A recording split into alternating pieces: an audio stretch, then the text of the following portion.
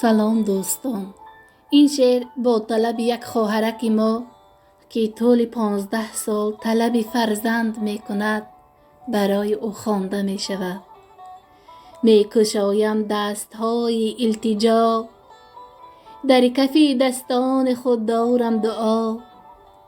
این غمی به طفل ما را کشت، طفلک ده از برایم ای خدا. طعنه مردم مرا افگار کرد، غنچه باغ مرا پرخار کرد. عاقبت این داغ بی فرزندیم، خاطر شاد مرا ناشاد کرد. بر سری هر بنده خود عقل ده، از رهی فرزند من برکن گره. ای خدایا ای صاحب دنیای دون، روی دستم دست رحمت را بنه.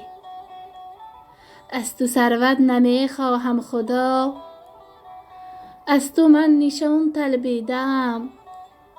ای به قصد طعنه های دشمنم، من فقط یک توفیق پرسیدم.